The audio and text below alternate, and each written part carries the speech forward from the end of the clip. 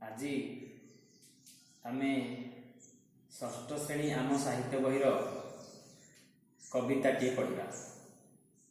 तुम मैंने समस्ते जानिछ इंद्रधनु केतबेले देखा जाए जेतबेले वर्षा अतिमात्रा रे हेई छाड़ी गला परे इंद्रधनु आकाश रे देखा जाए। तेणु से वर्षा उपरे गोटे आज आम कविता पढ़ा। ये वर्षा कविताटी को लिखिछंती भक्त कवि जगन्नाथ दास। से घरे घरे परिचित। से पंचदश शताब्दीर कवि। पुरी जिलार कपिलेश्वरपुर रे जन्म। तांक रचित ओडिया भागवत एक पवित्र ग्रंथ भाव में ओडिशा रे सर्वत्र जनप्रिय। वर्षा कविताटी ओडिया भागवतर 10म स्कंध 21 अध्याय आनीत। तेणु से वर्षा कविताटी आम आवृत्ति करिबा।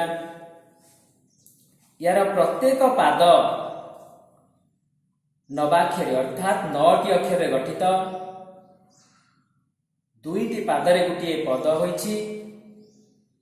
तेणु आम कविताटी आवृत्ति करिबा।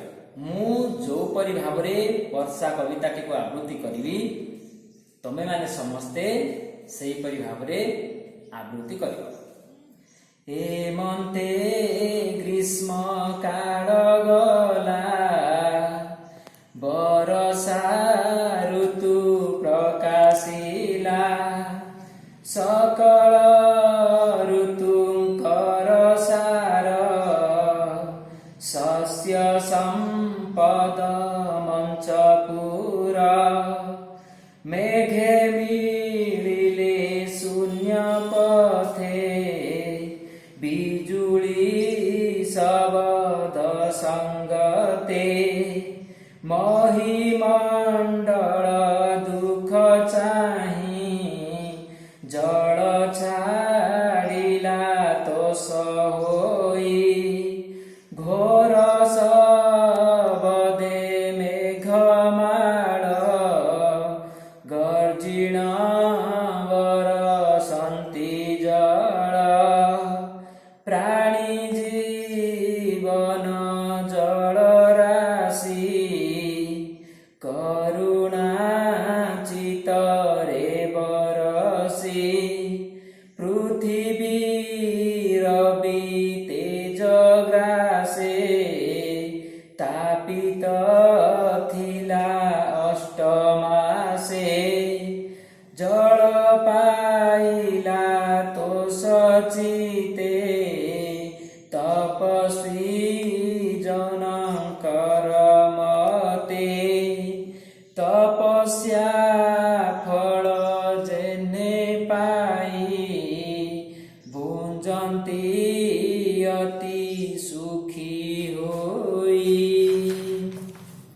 खद्यत कीट निशा मुखे जगत आवरिले सुखे मंडुके मेघनाद शुणी गर्जन्ति आवरीण पाणी अळप नदीए पुरिले लहरी मते उछुलिले नाना प्रकारे शस्य राशि एणे पूरित महिदिशि छतुजे छत्र प्राय होई राजार